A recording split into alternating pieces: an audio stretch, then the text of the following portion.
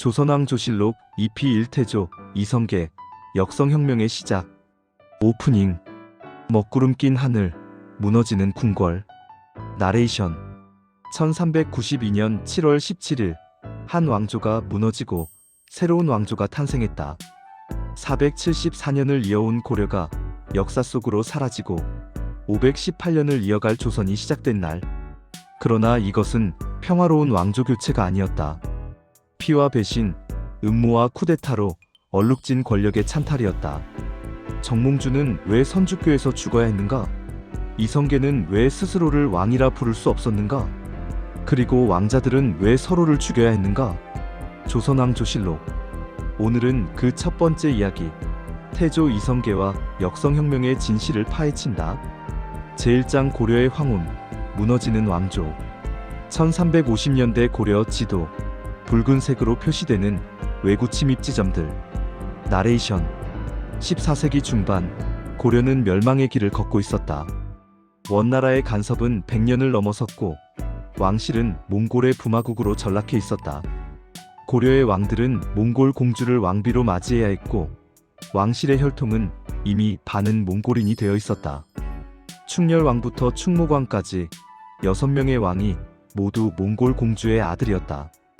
왕은 원나라 황제의 승인 없이는 즉위할 수 없었고 언제든 폐위될 수 있었다.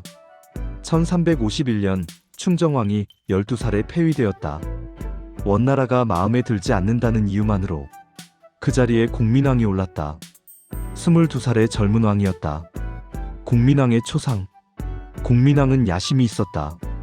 그는 원나라의 간섭에서 벗어나고 싶었다. 마침 원나라가 흔들리기 시작했다. 홍건적의 난으로 중원이 혼란에 빠졌고 명나라가 떠오르고 있었다. 공민왕은 기회를 잡았다. 1356년 반원 개혁을 단행했다. 첫째, 기철을 비롯한 친원파 귀족들을 숙청했다.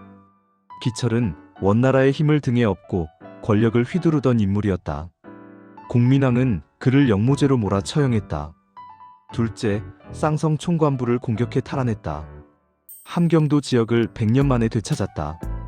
셋째, 정동행성을 폐지하고 원나라의 관리들을 추방했다. 백성들은 환호했다. 드디어 원나라의 굴레에서 벗어나는 것처럼 보였다. 개혁에 환호하는 백성들. 그러나 공민왕의 개혁은 오래가지 못했다. 1361년 홍건적 10만 명이 압록강을 넘어왔다. 이들은 순식간에 개경을 점령했다. 공민왕은 복주지금의 안동로 피난을 떠났다. 왕이 수도를 버리고 도망친 치욕의 순간이었다. 다행히 정세훈, 안우, 이방실 등의 장수들이 분전해 개경을 탈환했다.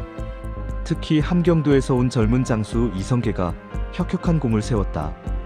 그러나 이것은 시작에 불과했다. 1362년 홍건적이 다시 침입했다. 이번에는 20만 대군이었다. 개경은 또다시 함락되었다. 거리는 시체로 가득 찼고 궁궐은 약탈당했다. 공민왕은 다시 피난을 떠났다. 이번에는 더 남쪽으로 전주까지 내려갔다. 백성들의 실망은 컸다. 우리 왕은 싸우지 않고 도망만 친다. 피난 가는 공민왕의 행렬. 개경 탈환에는 5달이 걸렸다. 이성계를 비롯한 장수들이 필사적으로 싸웠다. 그러나 진짜 문제는 따로 있었다. 바로 권문세족이었다. 이인임, 임견미, 여문방으로 대표되는 권문세족들. 이들은 고려의 실권을 쥐고 있었다. 이들은 어떻게 권력을 잡았을까? 호화로운 저택들, 넓은 토지들. 권문세족은 원나라 간섭기에 성장했다. 원나라와의 관계를 이용해 토지를 무제한으로 겸병했다.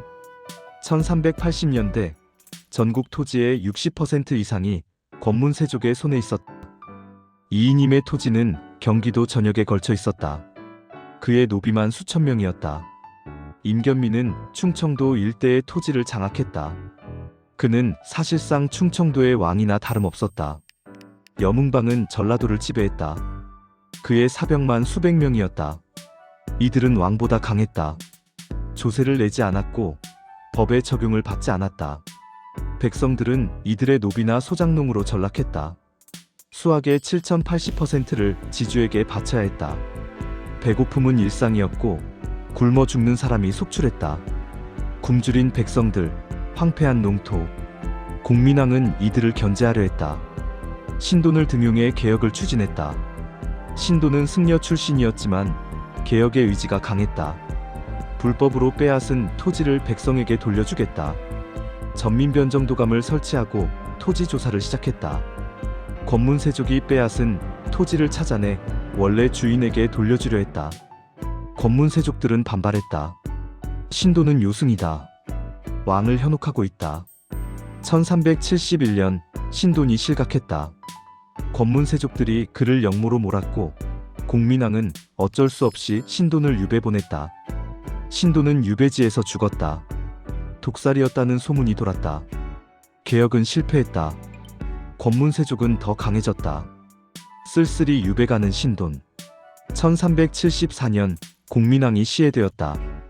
공식 기록에는 환관 최만생 등이 왕을 죽였다고 되어 있다. 그러나 의혹이 많았다. 최만생은 누구의 사주를 받았을까? 이인임이었을까? 아니면 다른 권문세족이었을까? 공민왕의 죽음은 미스터리로 남았다. 그리고 고려는 더욱 혼란에 빠졌다. 공민왕의 아들 우왕이 즉위했다. 10살의 어린 나이였다. 그러나 우왕이 정말 공민왕의 아들이었을까? 당시부터 의혹이 있었다. 우왕은 신돈의 아들이다. 이런 소문이 돌았다. 신돈이 권력을 쥐었을 때 궁궐에 자주 출입했고 공민왕의 후궁과 관계가 있었다는 것이다. 진실은 알 수 없다. 그러나 이 의혹은 나중에 역성혁명의 명분이 되었다. 어린 우왕이 허수아비처럼 왕좌에 앉아있는 모습. 우왕은 꼭두각시였다. 실권은 이인임이 쥐고 있었다. 이인임은 친원파였다. 그는 원나라가 망하고 명나라가 일어나는 상황에서도 원나라 편을 들었다. 원나라는 다시 일어날 것이다. 명나라는 오래가지 못한다. 이것은 치명적인 오판이었다. 1380년대 명나라는 중원을 완전히 장악했다. 원나라는 몽골 초원으로 쫓겨났다. 고려는 선택의 기로에 섰다. 명나라를 섬길 것인가? 아니면 원나라를 계속 섬길 것인가? 이인임은 원나라를 선택했다. 이것은 고려를 파멸로 이끈 결정이었다. 왜구의 침입 장면들. 설상가상으로 왜구의 침입이 격화되었다. 1350년 강화도 습격 이후 왜구는 해마다 조선 반도를 유린했다. 1376년 홍산 대첩에서 고려군이 승리했지만 이것은 일시적이었다. 1377년 왜구가 개경 근처까지 침입했다. 수도 방어선이 뚫린 것이다. 1380년 왜구 500척이 진포에 침입했다. 최무선의 화포로 격퇴했지만 피해는 막심했다. 1383년 왜구가 관음포를 습격했다. 이성계가 이끄는 군대가 격퇴했다. 왜구는 단순한 해적이 아니었다. 이들은 대규모 무장 세력이었다. 한 번 침입할 때 수백 척의 배에 수천 명의 병력을 동원했다. 이들은 해안 마을을 약탈하고 백성을 납치해 노예로 팔았다. 곡식을 빼앗고 집을 불태우고 사람을 죽였다. 1380년대 후반 남해안 일대는 사람이 살 수 없는 땅이 되었다. 섬들은 텅 비었고 해안 마을들은 폐허가 되었다. 불타는 마을, 울부짖는 백성들. 고려 조정은 무능했다. 이인임, 임견미, 여문방. 이들은 당파 싸움에만 몰두했다. 누가 더 많은 권력을 차지할 것인가? 누구를 축출하고 누구를 끌어들일 것인가? 백성의 고통 같은 것은 안중에도 없었다. 우왕도 마찬가지였다. 그는 자라면서 방탕해졌다. 사냥과 연회에만 몰두했고 국정은 팽개쳤다. 1388년 고려는 절벽 끝에 서 있었다. 경제는 파탄났고 군사력은 약화되었으며 백성은 굶주렸다. 왕조는 사실상 종말을 향해 가고 있었다. 이때 한 장군이 역사의 전면에 등장한다. 고려를 구할 영웅이 될 것인가? 아니면 고려를 무너뜨릴 역적이 될 것인가? 이성계, 그가 무대에 오른다. 제2장 이성계의 부상, 변방에서 온 영웅. 함경도의 험준한 산악지형, 겨울의 설원. 나레이션. 이성계, 1335년 함경도 영흥에서 태어났다. 그의 가문은 전주 이씨였다. 원래는 전주 지역의 호족이었으나 몽골 침입 이후 함경도로 이주했다. 할아버지 이한사는 원나라의 천호였다. 천호는 1000명의 군사를 지휘하는 몽골의 군사 직책이었다. 아버지 이자추는 함경도 일대의 군사력을 장악한 실력자였다. 그는 쌍성 총관부와 복잡한 관계를 유지하며 독자적인 세력을 키웠다. 이성계는 이런 가문에서 태어났다. 그는 어려서부터 전쟁과 권력 투쟁을 보고 자랐다. 젊은 시절 이성계가 말을 타고 활을 쏘는 모습. 이성계는 무예에 천부적인 재능이 있었다. 특히 기마궁술에서 그를 따를 자가 없었다. 달리는 말 위에서 뒤를 돌아보며 화살을 쏘는 회심전법을 구사했다. 100발을 쏘면 100발이 적중했다는 전설이 있다. 과장일 수도 있지만 그의 활솜씨가 뛰어났던 것만은 분명했다. 창과 검술도 뛰어났다. 그는 단순한 장수가 아니라 무예의 달인이었다. 더 중요한 것은 그의 리더십이었다. 병사들은 그를 따랐다. 그는 병사들과 함께 먹고 함께 잤다. 전투에서는 항상 선두에 섰다. 장수가 앞장서지 않으면 병사들이 따르지 않는다는 것이 그의 철학이었다. 1356년 쌍성 총관부 전투 장면. 1356년 21살의 이성계는 첫 전투에 참전했다. 공민왕의 쌍성 총관부 공격이었다. 쌍성 총관부는 원나라가 함경도를 지배하기 위해 설치한 군사기구였다. 공민왕은 반원 정책의 일환으로 이곳을 공격하기로 결정했다. 이자추는 내부자로서 중요한 역할을 했다. 그는 쌍성 총관부의 내부 정보를 공민왕에게 제공했고 내응을 약속했다. 이성계는 아버지를 따라 전투에 참전했다. 전투는 치열했다. 쌍성 총관부의 군사들은 강했다. 그들도 몽골식 기마전술을 사용했다. 그러나 이성계는 더 강했다. 그는 적진을 뚫고 들어가 적장을 직접 사살했다. 쌍성 총관부는 함락되었다. 함경도는 100년 만에 고려로 돌아왔다. 이성계의 이름은 조정에 알려지기 시작했다. 함경도에 무서운 장수가 있다는 소문이 퍼졌다. 1361년 홍건적의 침입, 개경 함락. 1361년 진짜 시험대가 찾아왔다. 홍건적 10만 명이 압록강을 넘어 침입했다. 이들은 원나라에서 일어난 반란군이었다. 홍건적의 지도자 사유는 야심이 컸다. 그는 고려를 점령해 자신의 왕국을 세우려 했다. 고려군은 무너졌다. 홍건적은 파죽지세로 남하해 순식간에 개경을 점령했다. 공민왕은 복주로 피난을 떠났다. 왕이 수도를 버린 것이다. 개경은 지옥이 되었다. 홍건적은 궁궐을 약탈하고 백성을 학살했다.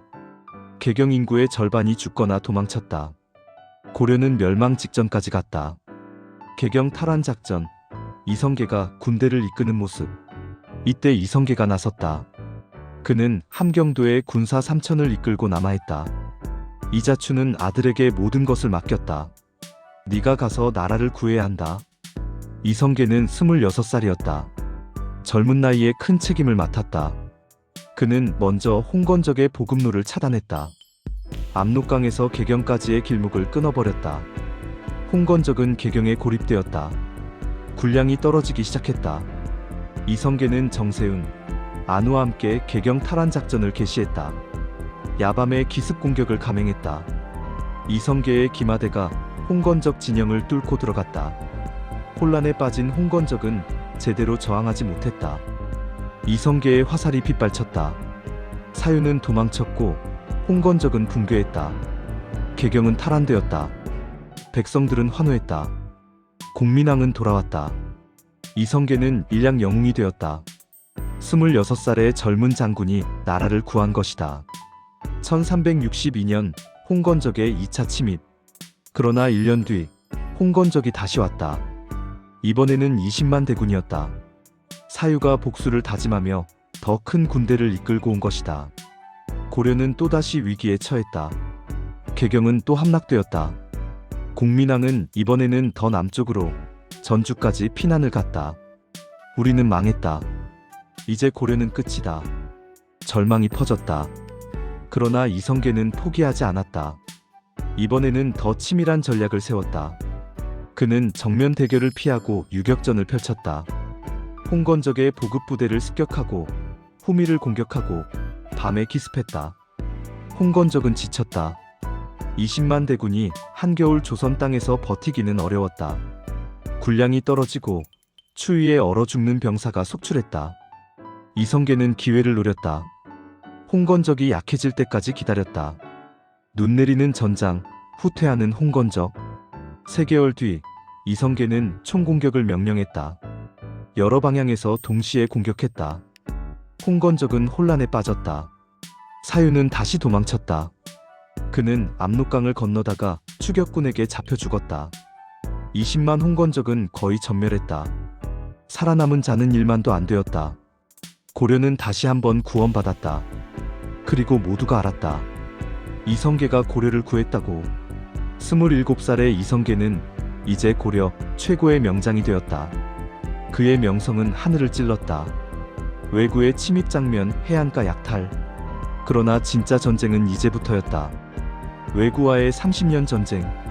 1370년대부터 1380년대까지 이성계는 끊임없이 왜구와 싸웠다. 1376년 왜구가 강화도를 습격했다. 이성계가 출전해 격퇴했다. 1377년 왜구가 수원까지 침입했다. 또 이성계가 나섰다. 1378년 왜구가 해주를 공격했다. 이성계가 막았다. 1380년 운봉전투. 이것은 이성계의 명성을 확고히 한 전투였다. 운봉지역 산악지형, 매복작전. 왜구 수백 명이 전라도 내륙 깊숙이 침입했다. 이들은 남원, 운봉 일대를 약탈하고 있었다. 조정은 이성계를 보냈다. 이성계는 적의 동선을 파악했다. 왜구는 약탈을 마치고 해안으로 돌아가려 했다. 그는 왜구의 퇴로에 매복했다. 산악지형을 이용한 작전이었다. 왜구가 좁은 계곡을 지나갈 때 이성계의 군대가 일제히 화살을 쏘아댔다. 왜구는 갑옷이 빈약했다. 고려군의 화살이 빗발치자 속수무책이었다. 이성계는 기마대를 이끌고 직접 돌격했다. 왜구는 패주했다. 수백 명의 왜구가 죽었다. 고려군의 피해는 미미했다. 운봉전투의 승리 소식이 전국에 퍼졌다. 백성들은 열광했다. 이성계가 있으면 우리는 안전하다. 1383년 관음포해전. 1383년 관음포해전. 이것은 해상 전투였다. 왜구 선단이 황해도 관음포에 침입했다. 수십 척의 배가 해안을 봉쇄했다. 고려 수군이 출전했지만 왜구의 배는 더 빨랐다. 수군은 고전했다. 이성계가 육지에서 공격했다. 그는 해안에 군대를 배치하고 왜구가 상륙하는 것을 막았다. 동시에 화살 부대를 동원해 배에 있는 왜구를 사격했다. 왜구는 상륙도 못하고 철수도 못하는 진퇴양난에 빠졌다. 고려 수군이 다시 공격해 들어왔다. 왜구 선단은 대파되었다. 관음포 바다는 왜구의 시체로 뒤덮였다.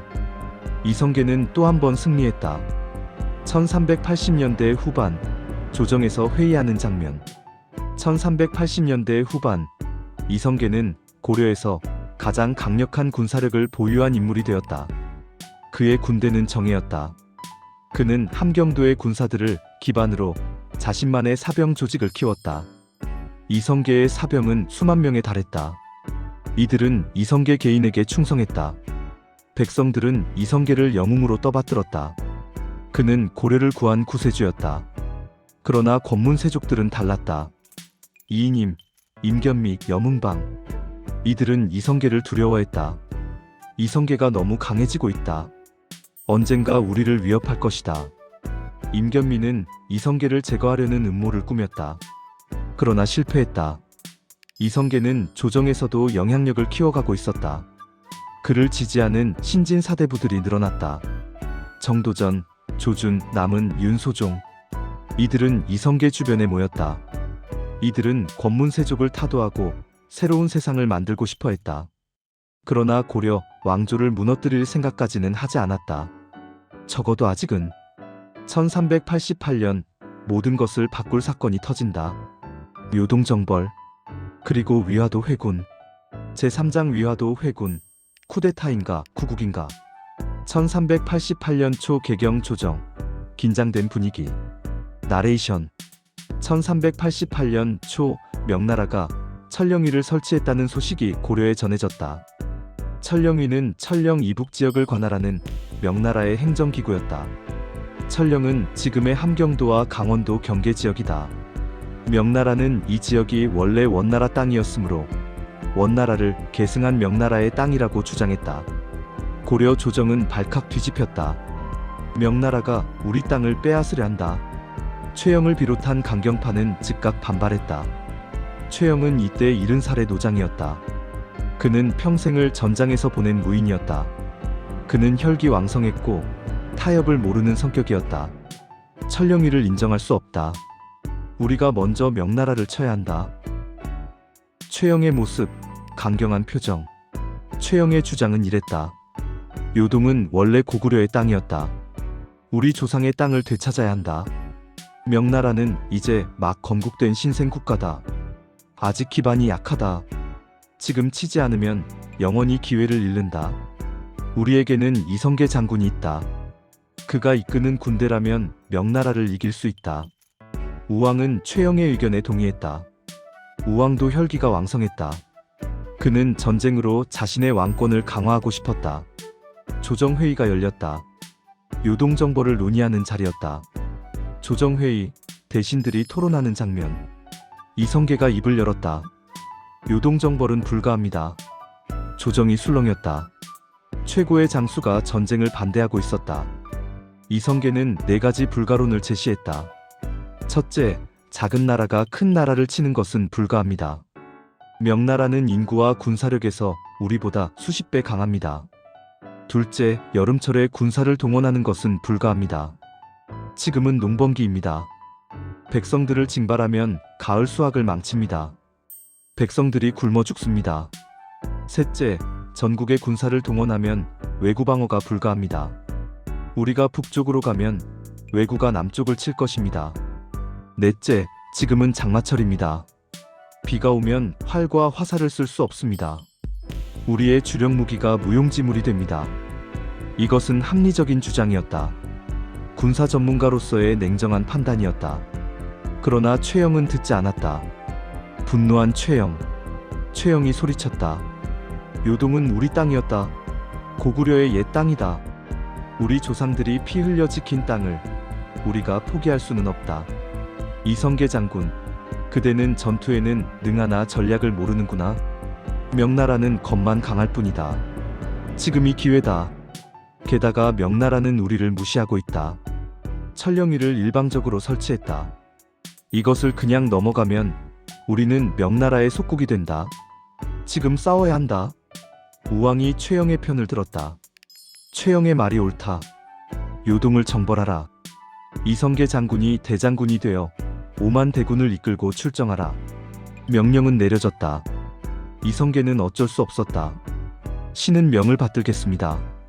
그러나 그의 마음속에는 이미 다른 계획이 있었을지도 모른다. 1388년 4월 군대가 개경을 출발하는 장면. 1388년 4월 이성계는 5만 대군을 이끌고 개경에서 출발했다. 조민수가 부장으로 따라갔다.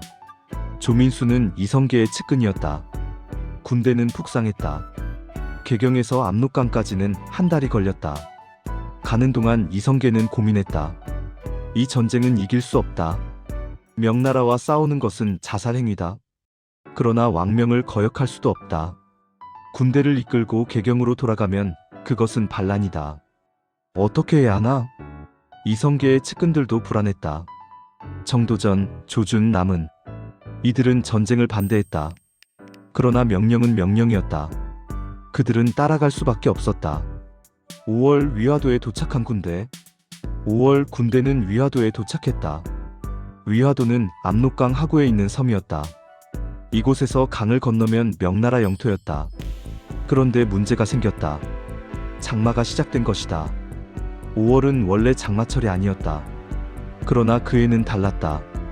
비가 일찍 시작되었다. 압록강이 범람했다. 물이 불어나 강을 건널 수 없었다. 군대는 위화도에 갇혔다. 앞으로도 갈 수 없고 뒤로도 갈 수 없었다.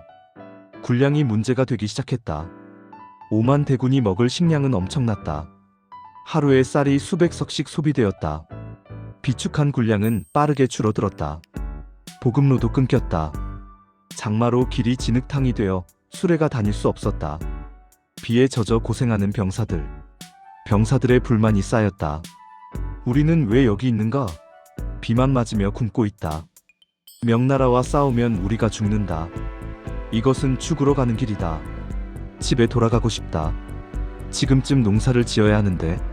질병이 퍼지기 시작했다. 습하고 더운 날씨에 위생 상태가 나빴다. 설사병이 유행했다. 하루에도 수십 명씩 죽어나갔다. 군대의 사기는 바닥을 쳤다. 탈영병도 속출했다. 이성계는 조정에 급히 상소를 올렸다. 지금 상황이 매우 나쁩니다. 군량이 떨어지고 병사들이 병들고 있습니다. 장마가 끝날 때까지 기다려야 합니다. 아니면 군대를 철수시켜야 합니다. 개경 조정, 최영이 상소를 읽는 장면. 최영은 거부했다. 무슨 소리인가? 장마 따위에 움츠러들 수는 없다. 군대는 전진하라. 즉각 압록강을 건너 명나라 땅으로 진격하라. 명령을 따르지 않으면 군율로 다스리겠다. 이성계는 다시 상소를 올렸다. 더 절박했다. 병사들이 죽어가고 있습니다. 이대로 가면 전투도 하기 전에 군대가 무너집니다. 철수를 명하십시오. 최영의 답은 똑같았다. 전진하라. 이것은 왕명이다.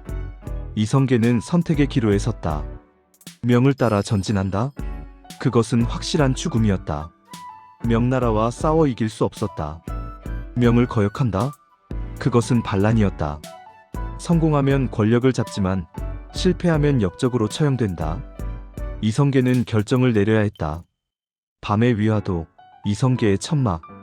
5월 21일 밤, 이성계는 측근들과 비밀 회의를 열었다. 조영규, 조준, 남은, 윤소종, 이질환. 핵심 참모들이 모였다. 조준이 말했다. 장군, 이대로 가면 우리는 모두 죽습니다. 명나라는 원나라를 몰아낸 강국입니다. 우리가 이길 수 없습니다. 조영규가 말했다. 최영의 명령은 나라를 망치는 것입니다. 무능하고 고집센 노인이 나라를 파멸로 이끌고 있습니다. 남은이 말했다. 군대를 돌려 개경으로 가야 합니다. 최영을 제거하고 권력을 장악해야 합니다. 그것만이 나라를 구하는 길입니다. 이질환이 말했다. 그것은 반란입니다. 성공하면 좋지만 실패하면 우리 가문이 멸족당합니다. 무거운 침묵이 흘렀다. 모두가 이성계를 바라보았다. 이성계는 고민에 빠졌다. 고뇌하는 이성계의 얼굴 클로즈업. 이성계는 무엇을 생각했을까? 나라를 구한다는 대의명분? 아니면 권력을 잡을 기회? 둘 다였을 것이다. 이성계는 충신이었다. 그는 고려를 위해 평생 싸웠다. 그러나 그는 현실주의자이기도 했다. 최영의 명령이 나라를 망치고 있다는 것을 알았다. 명나라와 싸우는 것은 미친 짓이었다. 고려는 이길 수 없었다. 그렇다면 고려를 구하려면 어떻게 해야 하는가? 최영을 제거하고 우왕을 통제해야 한다. 그러려면 군대를 돌려 개경으로 가야 한다. 그것은 쿠데타였다. 반란이었다. 그러나 이성계는 그것이 불가피하다고 판단했다. 나라를 구하기 위해서는 어쩔 수 없다. 이성계는 결심했다. 5월 22일 새벽, 동이 트는 위화도. 5월 22일 새벽, 이성계는 전군에 명령을 내렸다. 회군한다. 남쪽으로 향한다. 병사들은 놀랐다. 그러나 곧 환호했다. 드디어 집으로 돌아간다. 명나라와 싸우지 않아도 된다. 군대의 사기가 순식간에 올랐다. 병사들은 이성계를 환영했다. 5만 대군이 방향을 돌렸다. 압록강을 건너지 않고 남쪽으로 향했다. 위화도 회군. 역사를 바꿀 쿠데타가 시작되었다. 소식은 빠르게 개경에 전해졌다. 개경, 충격받은 최영. 최영은 경악했다. 이성계가 반란을 일으켰다. 그는 즉각 군대를 모았다. 개경을 방어해야 했다. 그러나 문제가 있었다. 군대가 없었다. 대부분의 군사가 이성계와 함께 위화도에 있었다. 개경에는 수천 명의 병력만 남아 있었다. 최영은 급히 개경 주변에 군사를 소집했다. 그러나 턱없이 부족했다. 게다가 최영의 명성은 이미 떨어져 있었다. 무모한 요동정벌을 추진한 것이 백성들에게 알려졌다. 최영이 나라를 망치고 있다. 이성계가 나라를 구하러 온다. 백성들의 여론은 이성계 편이었다. 남하하는 이성계의 군대. 이성계의 군대는 파죽지세로 남아있다. 평양, 황주, 개성. 가는 곳마다 백성들이 환영했다. 이성계 장군이 오셨다. 드디어 최영의 폭정이 끝난다. 아무도 이성계를 막지 않았다. 오히려 식량과 물자를 제공했다. 6월 3일 이성계의 군대가 개경 외곽에 도착했다. 최영은 수도 방어를 시도했다. 그러나 병력 차이가 너무 컸다. 몇천 vs 5만. 싸움이 되지 않았다. 더구나 최영의 군사들도 사기가 떨어져 있었다. 그들도 이성계와 싸우고 싶지 않았다. 이성계 장군과 싸우면 우리가 죽는다. 차라리 항복하는 게 낫다. 6월 5일 개경이 함락되었다. 전투다운 전투는 없었다. 최영의 군대가 스스로 무너졌다. 병사들이 무기를 버리고 항복했다. 일부는 이성계 편으로 돌아섰다. 최영은 궁궐로 도망쳤다. 그는 우왕을 지키려 했다. 그러나 우왕도 두려웠다. 이성계의 대군이 궁궐을 포위했다. 우왕은 최영에게 말했다. 이제 그만하라. 우리가 졌다. 최영은 체포되었다. 그는 결박당에 끌려갔다. 70살의 노장은 눈물을 흘렸다. 내가 나라를 위해 평생을 바쳤는데 이렇게 끝나는구나. 최영은 유배되었다가 얼마 뒤 죽었다. 역사는 그를 충신이라 기록하지만 그의 고집이 고려를 망쳤다는 평가도 있다. 승리한 이성계, 그러나 표정은 복잡하다. 이성계는 승리했다. 쿠데타는 성공했다. 피 한 방울 흘리지 않고 권력을 장악했다. 그러나 이성계의 마음은 편치 않았다. 나는 반란을 일으켰다. 왕명을 거역했다. 이것이 정당한 일이었을까? 나라를 구하기 위한 불가피한 선택이었을까? 아니면 권력을 잡기 위한 계획된 쿠데타였을까? 역사가들은 지금도 논쟁한다. 어쨌든 위화도 회군으로 고려의 운명은 결정되었다. 이성계가 권력을 잡았다. 고려는 사실상 끝났다. 이제 남은 것은 형식적인 절차뿐이었다. 그러나 그 과정에서 더 많은 피가 흘러야 했다. 제사장 정몽주, 마지막 충신의 죽음, 선주교, 고요한 낮의 풍경, 나레이션. 위화도 회군 이후 고려, 조정은 이성계의 손에 들어갔다. 최영은 유배되었다. 우왕은 폐위되었다. 9살의 창왕이 즉위했다. 그러나 창왕은 허수아비에 불과했다. 실권은 이성계와 그의 측근들이 쥐고 있었다. 정도전, 조준, 남은, 윤소종, 조영규. 이들은 개혁을 추진했다. 첫째, 전제개혁. 토지제도를 개혁해 권문세족의 토지를 몰수하고 재분배했다. 둘째, 인사개혁. 권문세족을 조정에서 몰아내고 신진사대부를 등용했다. 셋째, 군사개혁. 사병을 혁파하고 국가군대를 강화했다. 이것은 혁명적인 개혁이었다. 권문세족들은 반발했지만 이성계의 군사력 앞에 어쩔 수 없었다. 고려는 변하고 있었다. 새로운 시대가 오고 있었다. 그러나 여전히 고려를 지키려는 사람들이 있었다. 정몽주의 초상 서재에서 책을 읽는 모습. 그 중심에 정몽주가 있었다. 정몽주, 자는 달가, 호는 포은. 1337년 경북 영주에서 태어났다. 그는 성리학의 대가였다. 이색의 제자로 성리학을 깊이 연구했다. 23살에 과거에 급제했고 공민왕 때부터 관직에 있었다. 그는 외교관으로도 유능했다. 여러 차례 명나라와 일본을 오가며 외교 문제를 해결했다. 그러나 무엇보다 그는 충신이었다. 고려 왕조에 대한 충성심이 투철했다. 위화도 회군 당시 정몽주는 조정에 있었다. 그는 이성계의 쿠데타를 목격했다. 정몽주는 딜레마에 빠졌다. 고민하는 정몽주. 한편으로는 정몽주도 개혁이 필요하다는 것을 알았다. 권문세족의 횡포는 나라를 망치고 있었다. 최영의 무모한 정책도 문제였다. 이성계와 정도전이 추진하는 개혁은 옳은 방향이었다. 그러나 다른 한편으로 정몽주는 신하가 왕을 바꾸는 것을 받아들일 수 없었다. 신하가 어찌 왕이 될 수 있는가? 이것은 천리에 어긋나는 일이다. 개혁은 필요하다. 그러나 역성혁명은 안 된다. 정몽주는 고려 왕조 안에서의 개혁을 원했다. 왕조를 바꾸는 것은 반대했다. 이성계와 정도전은 다르게 생각했다. 그들은 고려가 이미 끝났다고 판단했다. 고려는 부패했다. 왕실도 귀족도 모두 썩었다. 새로운 왕조가 필요하다. 두 진영의 갈등은 불가피했다. 1389년 조정회의 장면. 1389년 긴장이 고조되었다. 이성계 진영은 창왕도 폐위하려 했다. 우왕의 아들인 창왕도 왕씨가 아니라는 이유였다. 우왕은 신돈의 아들이다. 따라서 창왕도 왕씨가 아니다. 왕씨가 아닌 자가 왕위에 있을 수 없다. 이것은 명분을 만들기 위한 것이었다. 역성혁명의 정당성을 확보하려는 것이었다. 정몽주는 반대했다. 우왕이 신돈의 아들이라는 증거가 어디 있는가? 이것은 조작이다.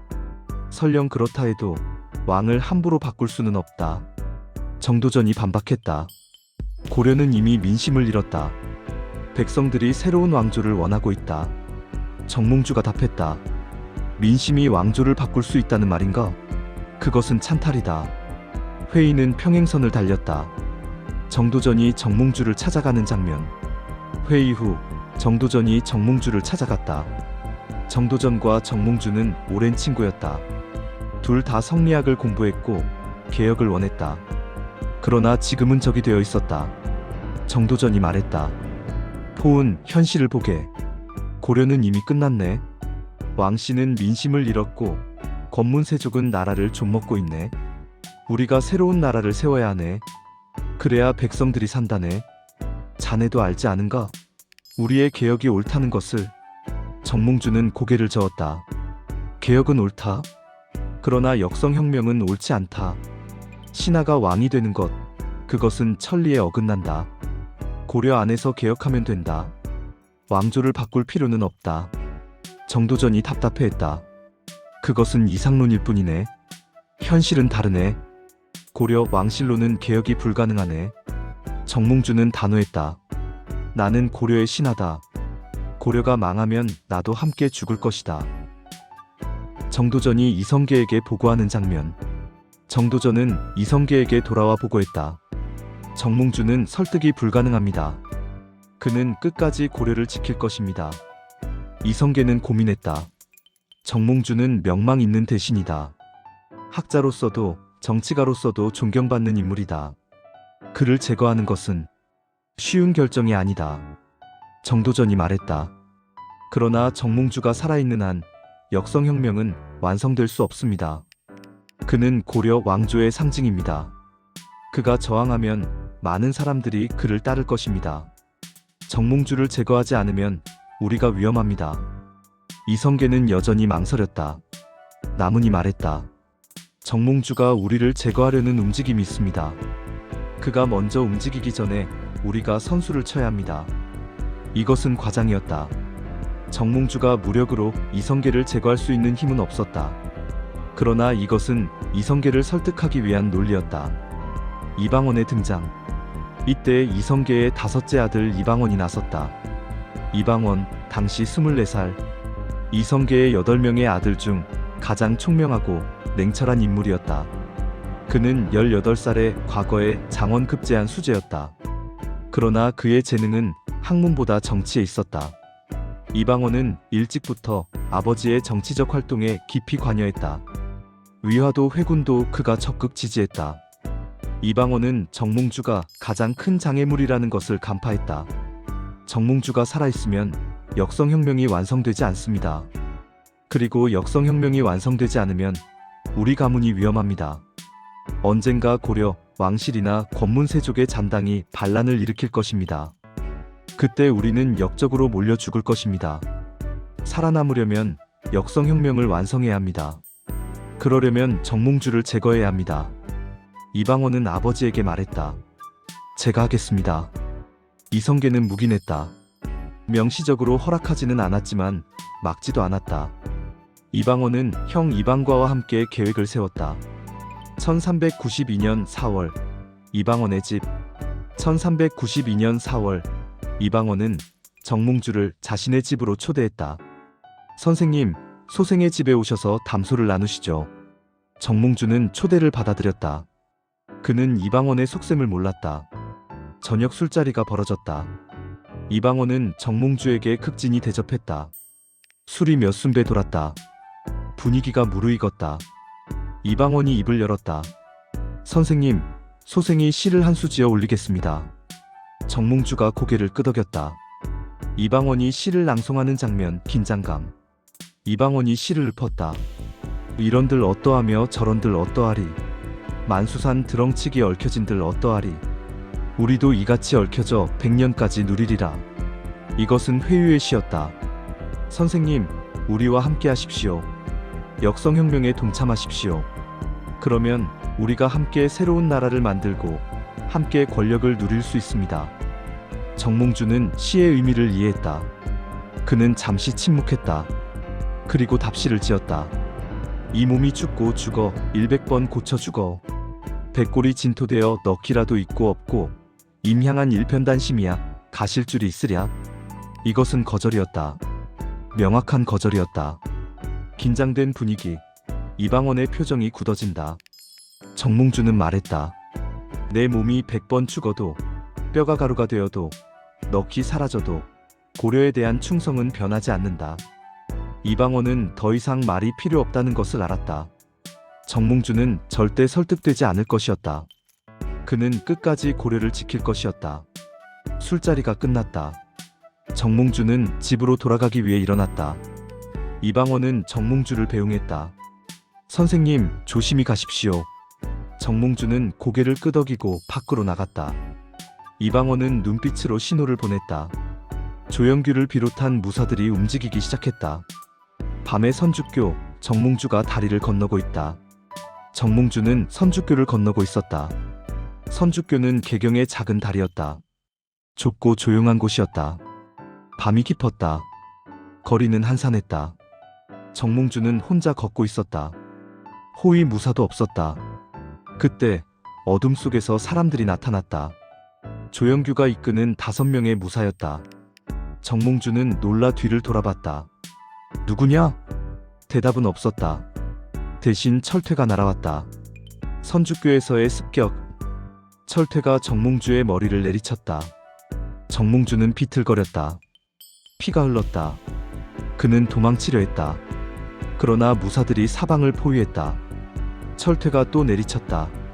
1번, 2번, 3번. 정몽주는 다리 위에 쓰러졌다.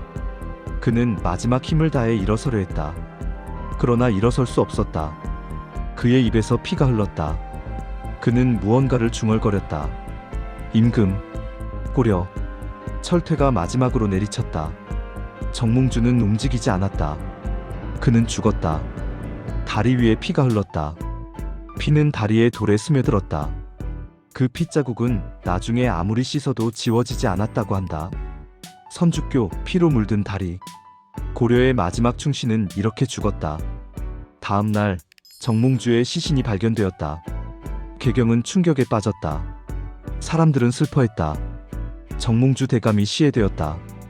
그러나 아무도 항의할 수 없었다. 이성계의 군사들이 개경을 장악하고 있었다. 정몽주의 죽음으로 고려를 지키려던 마지막 세력이 무너졌다. 이제 역성혁명을 막을 사람은 아무도 없었다. 3개월 뒤 조선이 건국되었다. 정몽주는 고려의 충신으로 역사에 기록되었다. 그의 단심가는 충절의 상징이 되었다. 조선 왕조는 그를 존경했다. 그가 조선의 적이었음에도. 왜냐하면 그의 충성심은 보편적인 가치였기 때문이다. 신하는 임금에게 충성해야 한다. 정몽주는 그것을 목숨으로 증명했다. 그러나 다른 해석도 가능하다. 정몽주는 고집 센 보수주의자였다. 그는 변화를 받아들이지 못했다. 고려는 이미 끝났다. 새로운 왕조가 필요했다. 정몽주가 살아있었다면 역성혁명은 더 많은 피를 흘렸을 것이다. 어쩌면 이방원의 결정은 불가피했을지도 모른다. 역사는 복잡하다. 선과 악, 충신과 역적이 명확히 구분되지 않는다. 정몽주는 충신이었다. 그러나 그의 충성은 고려를 지키지 못했다. 이성계는 역적이었다. 그러나 그의 반란은 새로운 왕조를 탄생시켰다. 무엇이 옳았을까? 역사는 답하지 않는다. 제후장 조선의 탄생, 그러나 완벽하지 않은 혁명. 1392년 7월 개경의 수창궁. 나레이션. 1392년 7월 12일 창왕이 폐위되었다. 명분은 간단했다. 창왕은 우왕의 아들이고 우왕은 신돈의 아들이므로 왕씨가 아니다. 왕씨가 아닌 자는 고려의 왕이 될 수 없다. 이것은 명백한 조작이었다. 우왕이 신돈의 아들이라는 증거는 어디에도 없었다. 이것은 소문일 뿐이었다. 공민왕이 살아있을 때도 우왕을 자신의 아들로 인정했다. 우왕은 정식으로 왕위를 계승했다. 그러나 지금 이런 사실은 중요하지 않았다. 역성혁명을 위해서는 명분이 필요했다. 고려 왕씨의 정통성을 부정해야 했다. 신돈의 아들이라는 의혹은 완벽한 명분이었다. 창왕은 폐위되어 강화도로 유배되었다. 그는 9살이었다. 유배되는 어린 창왕, 우는 모습. 창왕은 무슨 일이 일어나는지도 몰랐다.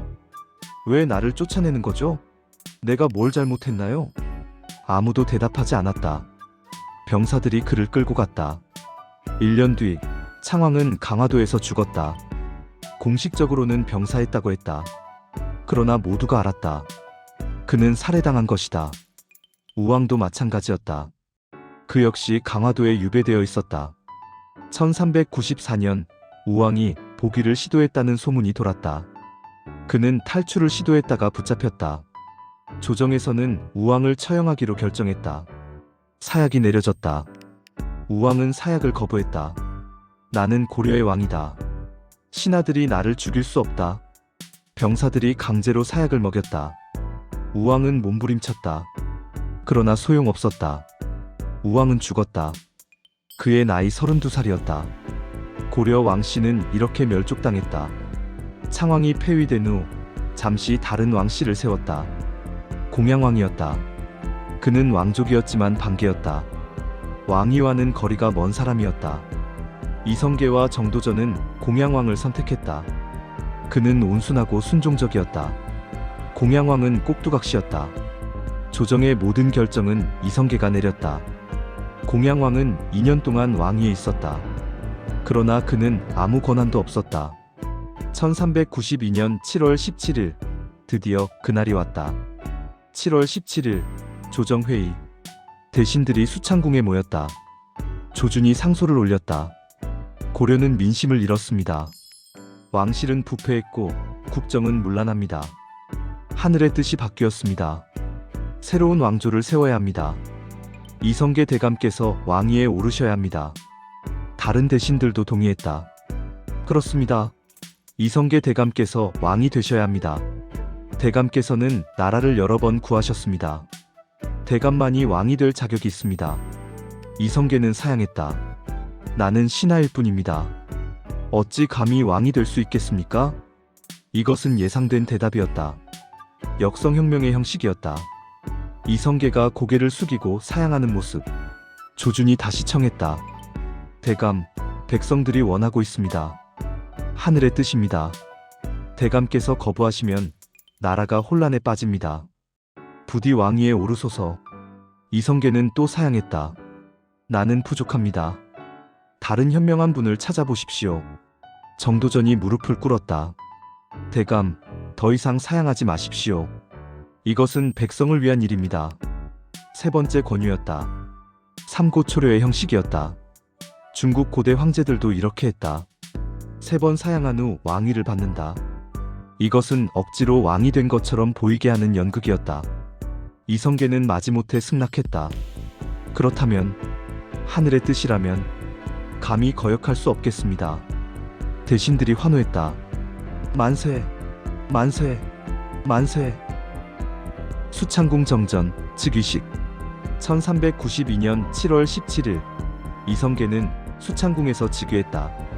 즉위식은 소박했다. 화려한 의식도 거대한 행사도 없었다. 이성계는 왕복을 입고 왕좌에 앉았다. 나이 58세, 조선의 초대 왕 태조가 되는 순간이었다. 그러나 이성계의 표정은 밝지 않았다. 그는 무거운 표정이었다. 새 왕조의 이름을 정해야 했다. 정도전이 건의했다. 조선이라는 이름이 좋겠습니다. 고조선의 조선입니다. 우리 민족의 첫나라 이름을 되살리는 것입니다. 이성계가 동의했다. 좋다. 조선으로 하자. 조선왕조가 탄생하는 순간이었다. 새로운 깃발이 펄럭이는 모습. 조선. 아침에 고요한 나라. 그러나 그 시작은 고요하지 않았다. 피로 얼룩져 있었다. 위화도 회군, 정몽주 암살, 우왕과 창왕의 폐위. 조선은 쿠데타로 세워진 나라였다. 이성계는 이것을 잘 알고 있었다. 그래서 그의 마음은 편치 않았다. 나는 역적이 되었다. 고려의 신하였던 내가 왕을 폐위하고 스스로 왕이 되었다. 역사는 이것을 어떻게 평가할까? 구국의 영웅인가? 아니면 역적인가? 이성계는 이 질문으로 평생 괴로워했다. 즉위 직후 고려 왕릉을 참배하는 이성계. 즉위 직후 이성계는 고려 왕릉을 찾았다. 공민왕의 능이었다. 공민왕은 이성계가 섬긴 마지막 고려의 왕이었다. 이성계는 능 앞에 무릎을 꿇었다. 그는 눈물을 흘렸다. 신은 역적이 되고자 한 것이 아니었습니다. 나라를 구하고자 했을 뿐입니다. 최영의 무모한 정책을 막고 권문세족의 횡포를 끝내고자 했습니다. 그러나 결국 왕조를 무너뜨렸습니다. 용서하소서. 이것은 진심이었을까? 아마도 그랬을 것이다. 이성계는 복잡한 감정을 가지고 있었다. 한편으로는 새 왕조를 세운 자부심이 있었다. 그러나 다른 한편으로는 역적이 되었다는 죄책감도 있었다. 조선왕조는 본격적인 개혁을 시작했다. 첫째, 과전법 시행. 토지제도를 완전히 개편했다. 권문세족이 점유하던 토지를 몰수해 관리들에게 재분배했다. 관리들은 직위에 따라 토지를 받았다. 이것을 과전이라 불렀다. 과전은 세습되지 않았다. 관직에서 물러나면 토지도 반납해야 했다. 이것은 혁명적인 제도였다. 권문세족의 경제적 기반을 완전히 무너뜨렸다. 둘째, 신분제도 개편. 노비한 건법을 실시했다. 억울하게 노비가 된 사람들을 조사해 양인으로 풀어주었다. 15만 명이 노비에서 해방되었다. 이것은 인구의 상당수였다. 셋째, 사병혁파. 권문세족들이 보유하던 사병을 없앴다. 모든 군사력을 국가가 장악했다. 이제 사적인 군대는 존재할 수 없었다. 백성들은 환영했다. 새 왕조가 우리를 위해 일하고 있다. 땅을 돌려받았다. 노비에서 벗어났다. 조선의 초기 개혁은 성공적이었다. 백성들의 지지를 얻었다. 그러나 문제도 있었다. 왕권이 약했다.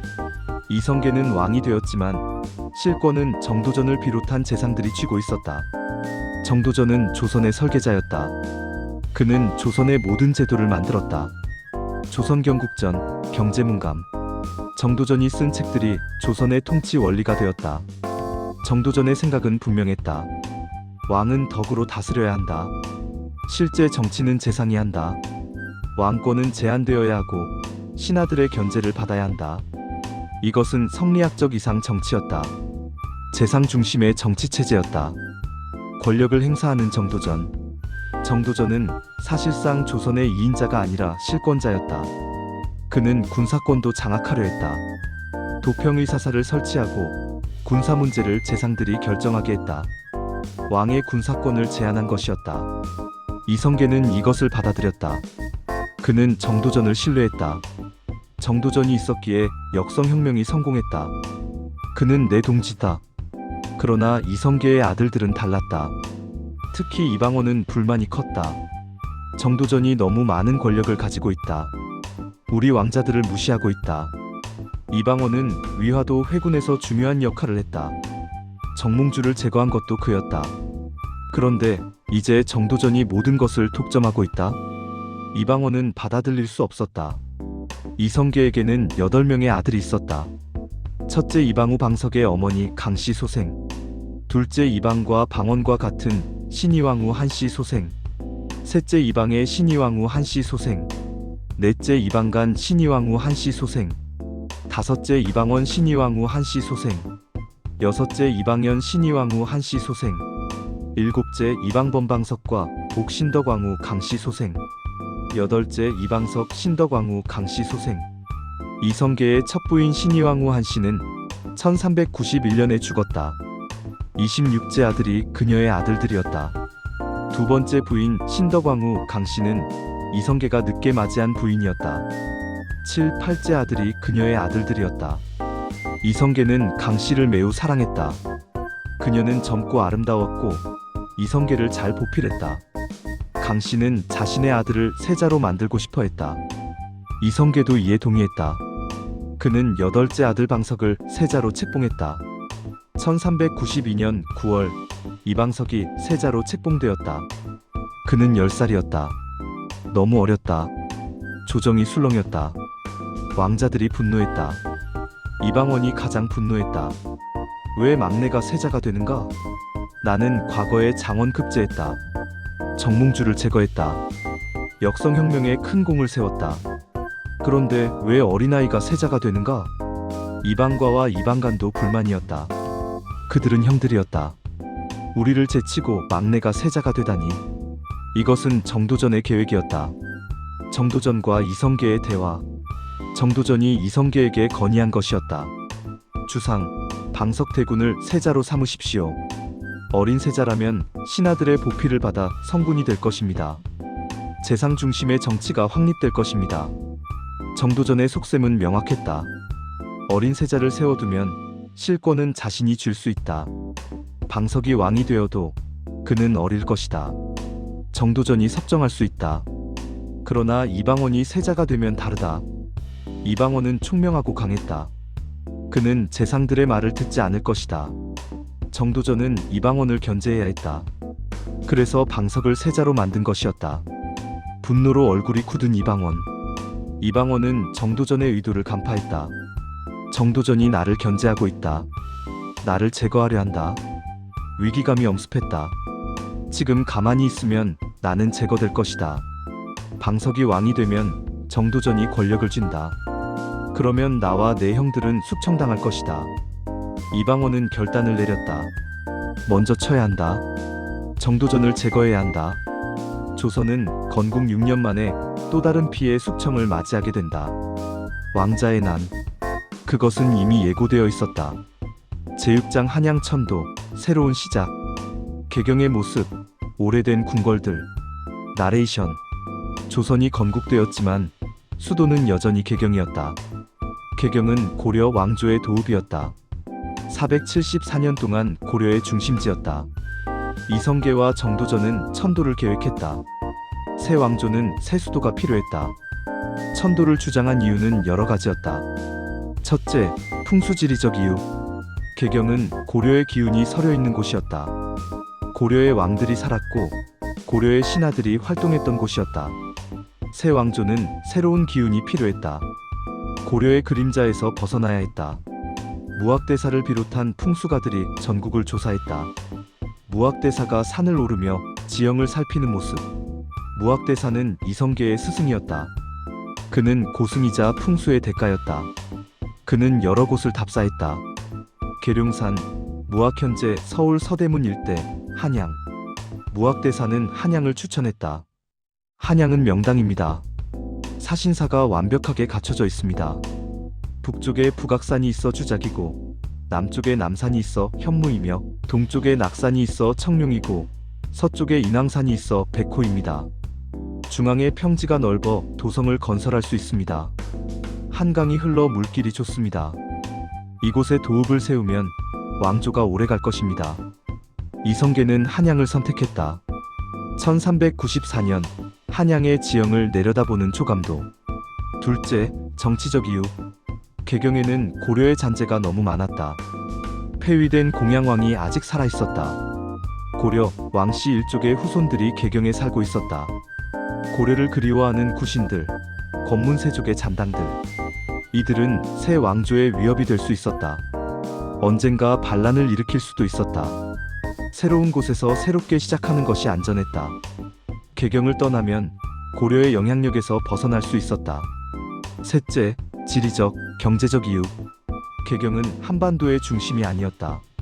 너무 북쪽에 치우쳐 있었다. 한양은 한반도의 중심에 가까웠다. 남과 북을 모두 통제하기 좋은 위치였다. 또한 한강이 흘러 수운이 발달할 수 있었다. 한강을 통해 서해와 연결되었다. 경제적으로도 군사적으로도 유리한 위치였다. 1394년 10월 천도 결정을 알리는 조정회의. 1394년 10월 천도가 공식 결정되었다. 그러나 반대도 많았다. 개경의 주민들이 반대했다. 왜 수도를 옮기는가? 개경은 500년 도읍지다. 개경의 상인들, 귀족들은 천도하면 피해를 볼 것이었다. 일부 대신들도 반대했다. 천도는 막대한 비용이 들었다. 지금은 나라가 안정되지 않았다. 천도는 시기상조다. 그러나 이성계와 정도전은 밀어붙였다. 천도는 필수다. 새 왕조는 새 수도에서 시작해야 한다. 천도 명령이 내려졌다. 한양 건설 현장, 수많은 인부. 한양 건설이 시작되었다. 엄청난 공사였다. 궁궐, 성벽, 도로, 관청. 모든 것을 새로 지어야 했다. 전국에서 인부들이 징발되었다. 수만 명의 백성들이 동원되었다. 첫 번째 과제는 궁궐 건설이었다. 경복궁. 조선의 정궁이 될 궁궐이었다. 정도전이 이름을 지었다. 경복은 시경에서 따온 말로 큰 복을 누리다는 뜻이었다. 1394년 12월 경복궁 건설이 시작되었다. 정전인 근정전, 왕의 집무실인 사정전, 침전인 강령전, 왕비의 처소인 교태전. 거대한 궁궐이 들어서기 시작했다. 경복궁 건설 과정. 목재를 나르고 석재를 다듬는 인부들. 건설은 고되었다. 겨울에 시작되어 여름까지 이어졌다. 더위와 추위를 견디며 일해야 했다. 백성들은 부역에 시달렸다. 농사를 짓지 못하고 공사장으로 끌려갔다. 하루 종일 일해도 제대로 된 식사조차 제공되지 않았다. 많은 사람이 굶주렸다. 중노동에 쓰러지는 사람들이 속출했다. 다치거나 병들어 죽는 사람도 많았다. 이게 새 왕조인가? 고려 때와 다를 게 없다. 불만이 쌓였다. 그러나 감히 저항할 수는 없었다. 왕명이었고 군사들이 감시하고 있었다. 1년 6개월 동안 밤낮 없이 공사가 진행되었다. 1396년 9월 완성된 경복궁. 1396년 9월 경복궁이 완성되었다. 웅장하고 아름다운 궁궐이었다. 근정전은 2층 누각 위에 세워진 장엄한 건물이었다. 왕이 조회를 받는 곳이었다. 광화문은 궁궐의 정문이었다. 3개의 홍해문이 있었다. 경회루는 연못 위에 세워진 누각이었다. 외국 사신을 접대하는 곳이었다. 경복궁은 조선 왕조의 위엄을 상징했다. 정도전이 경복궁 각 전각의 이름을 지었다. 그는 유교 경전에서 의미를 찾아 이름을 붙였다. 근정전 부지런히 정사를 돌본다. 사정전 생각을 바르게 한다. 강령전 편안하고 평온하다. 교태전 교만하지 않고 평온하다. 모든 이름에 의미가 담겨 있었다. 10월 이성계가 경복궁으로 입궐하는 행렬. 1394년 10월 이성계가 한양으로 이주했다. 아직 경복궁이 완성되지 않았지만 천도는 단행되었다. 임시 궁궐에 거처하면서 경복궁 완공을 기다렸다.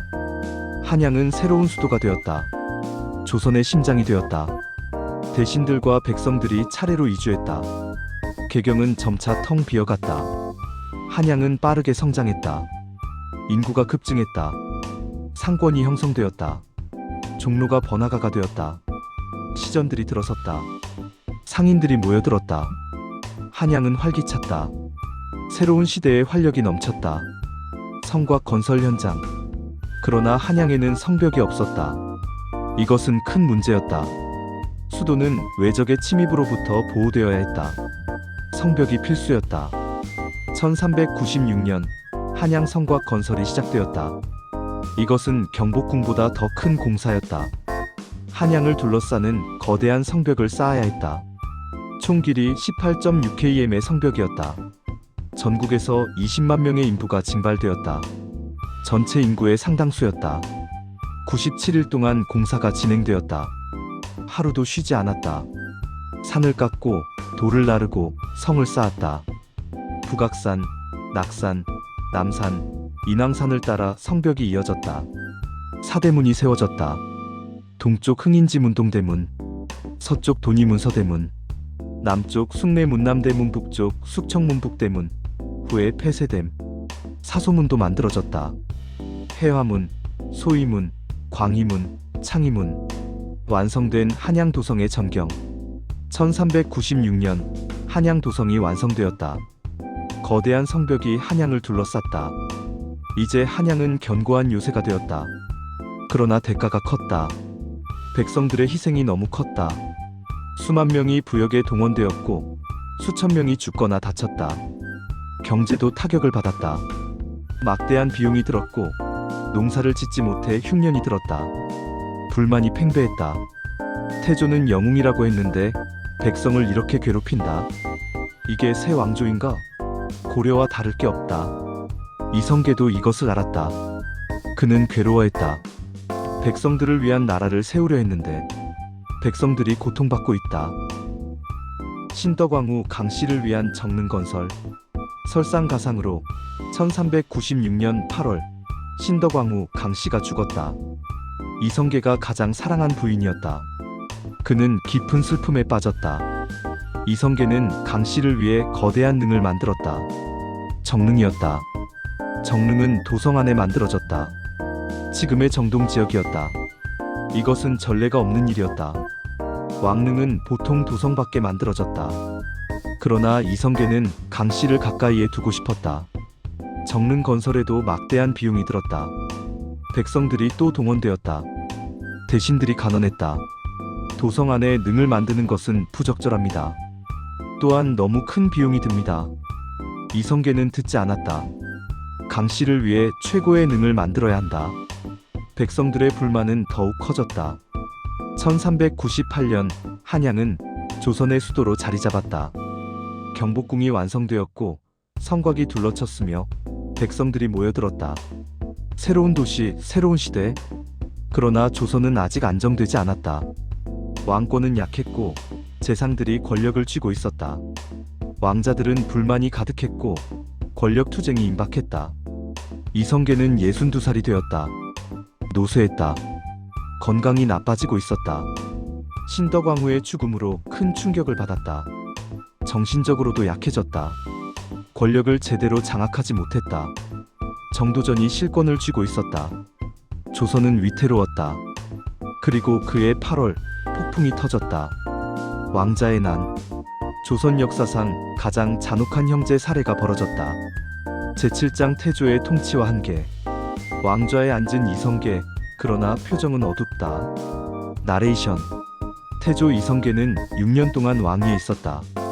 1392년부터 1398년까지.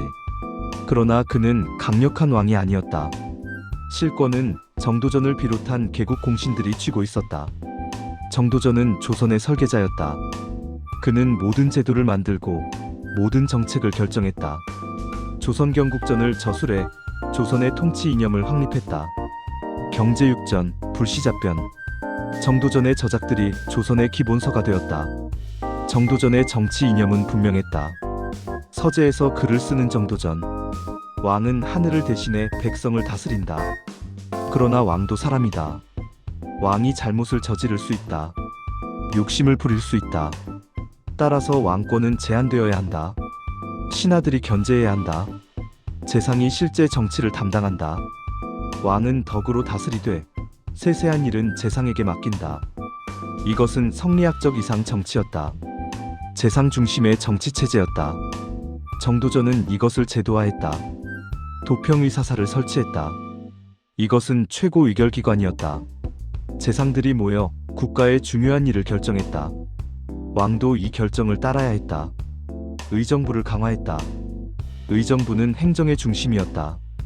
영의정, 좌의정, 우의정이 실질적인 권력을 행사했다. 삼군부를 설치했다.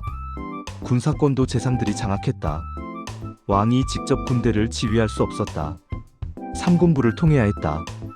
도평의사사회의 재상들이 토론하는 장면. 이성계는 이것을 받아들였다. 그는 정도전을 신뢰했다. 정도전이 없었다면 역성혁명은 성공하지 못했을 것이다. 정도전은 내 동지다. 그가 조선을 잘 설계하고 있다. 그러나 이것은 왕권의 약화를 의미했다. 이성계는 왕이었지만 실권자는 아니었다. 중요한 결정은 정도전을 비롯한 재상들이 내렸다. 이성계는 승인하는 역할만 했다. 이것은 문제였다. 왕조는 강력한 왕권 없이는 안정될 수 없었다. 더구나 조선은 이제 막 건국된 나라였다. 내부의 적도 많았고 외부의 위협도 있었다. 강력한 왕권이 필요한 시기였다. 그러나 왕권은 약했다. 왕자들의 모습, 특히 이방원. 왕자들은 이것을 용납할 수 없었다. 특히 이방원은 강력히 반발했다. 우리 아버지가 왕이 되신 것은 정도전의 공이 아니다. 위화도 회군을 결심한 것도, 개경을 함락한 것도, 정몽주를 제거한 것도 우리의 공이다. 나와 내 형들이 목숨을 걸고 싸웠다. 그런데 이제 정도전이 모든 권력을 독점하고 있다. 우리를 무시하고 우리를 견제하고 있다. 이것은 잘못되었다. 이방원은 자신이 세자가 되어야 한다고 생각했다. 그는 둘째였지만 가장 유능했다. 과거에 장원 급제했고 정치적 감각이 뛰어났다. 그런데 왜 막내 방석이 세자가 되었는가? 이것은 정도전의 음모라고 이방원은 생각했다. 세자 방석과 신덕왕후 강씨. 1392년 9월 이방석이 세자로 책봉되었다. 방석은 신덕왕후 강씨의 아들이었다. 이성계가 가장 사랑한 아들이었다. 그러나 그는 너무 어렸다. 10살에 불과했다. 조정은 놀랐다. 왜 어린 아들을 세자로 삼는가? 이성계의 설명은 이랬다. 방석은 적통이다. 신덕왕후는 나의 정비다. 방석을 세자로 삼는 것이 정통이다. 그러나 이것은 억지였다. 신의왕후 한씨가 첫 번째 부인이었다. 그녀의 아들들이 적통이었다. 신덕왕후 강씨는 두 번째 부인이었다. 계비였다. 이성계는 강씨를 사랑했기 때문에 그녀의 아들을 세자로 삼고 싶었다. 그러나 이것은 법도에 어긋났다. 정도전과 신덕왕후 강씨의 미래. 더 큰 문제는 정도전의 개입이었다. 정도전은 신덕왕후 강씨와 가까웠다. 그들은 정치적 동맹관계였다. 정도전이 강씨에게 말했다. 방석대군을 세자로 삼아야 합니다. 제가 도와드리겠습니다. 강씨가 답했다. 정승, 감사합니다.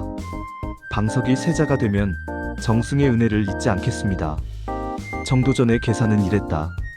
어린 세자를 세워두면 실권은 자신이 줄 수 있다. 방석이 왕이 되어도 그는 한동안 어릴 것이다. 정도전이 섭정할 수 있다. 재상 중심의 정치가 확립될 것이다. 그러나 이방원이 세자가 되면 다르다. 이방원은 총명하고 강하다. 그는 재상들의 말을 듣지 않을 것이다. 왕권을 강화하려 할 것이다. 정도전의 권력이 위협받을 것이다. 따라서 이방원을 견제해야 한다. 방석을 세자로 만들어야 한다. 분노한 이방원, 형제들과 밀담하는 장면. 이방원은 모든 것을 알아차렸다. 정도전이 나를 제거하려 한다. 위기감이 엄습했다. 이방원은 형 이방과와 이방간을 만났다. 형님들, 우리가 위험합니다. 정도전이 사병혁파를 추진하고 있습니다. 우리의 군사력을 빼앗으려 합니다. 우리가 무력해지면 정도전이 우리를 제거할 것입니다. 이방과가 말했다. 그렇다면 어떻게 해야 하나? 이방원이 답했다. 먼저 쳐야 합니다.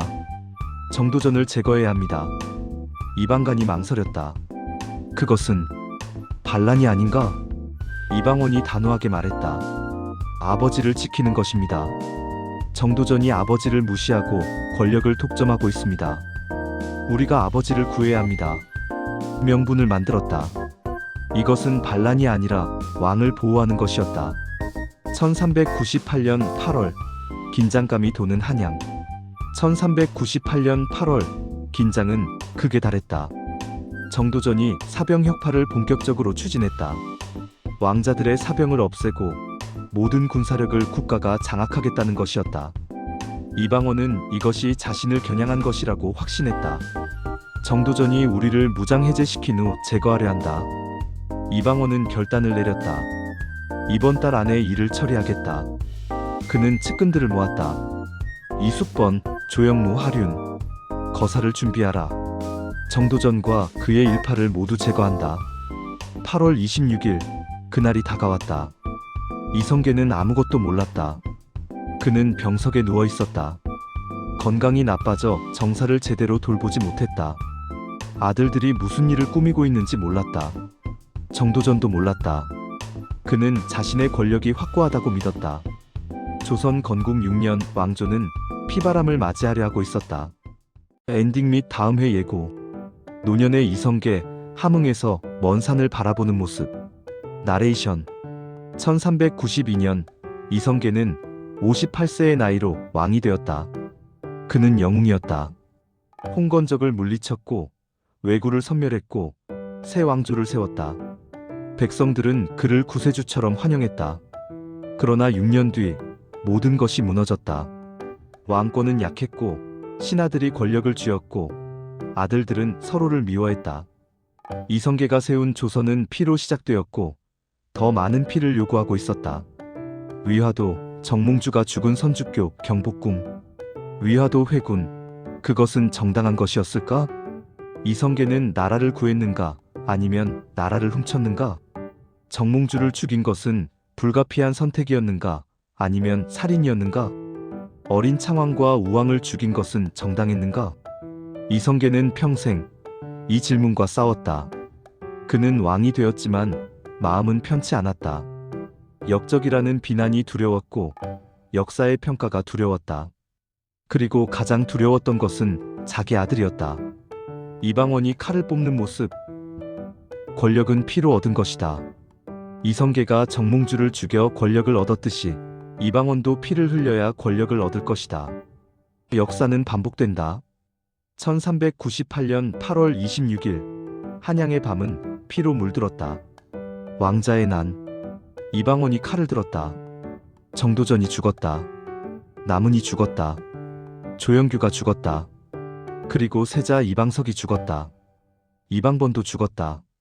한밤에 조선의 핵심 인물들이 모두 사라졌다. 이성계는 충격에 빠졌다. 그는 모든 것을 잃었다. 측근들이 죽었고 어린 아들들이 죽었다. 그는 왕위에서 물러났다. 더 이상 왕으로 있을 수 없었다. 둘째 아들 이방과가 왕이 되었다. 정종이었다. 그러나 실권은 이방원이 쥐었다. 이성계는 한양을 떠났다. 경복궁을 떠났다. 그는 함흥으로 갔다. 자신이 태어난 곳으로 돌아갔다.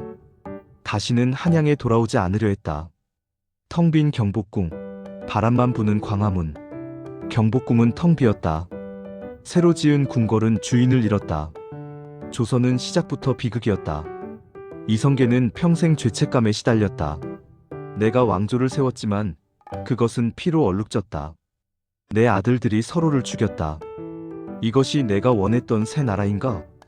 이성계는 1408년 74세의 나이로 죽었다. 10년 동안 함흥에서 은둔했고 마지막 2년을 한양에서 보냈다. 그는 왕이었지만 불행한 삶을 살았다. 영웅이었지만 평화를 얻지 못했다. 새 왕조를 세웠지만 그 왕조에서 환영받지 못했다.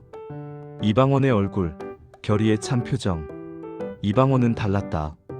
그는 죄책감을 느끼지 않았다. 아니, 느끼지 않으려 했다. 나는 해야 할 일을 했다. 정도전을 제거하지 않았다면 우리가 죽었을 것이다. 형제를 죽인 것은 불가피한 선택이었다. 권력을 위해 필요한 희생이었다.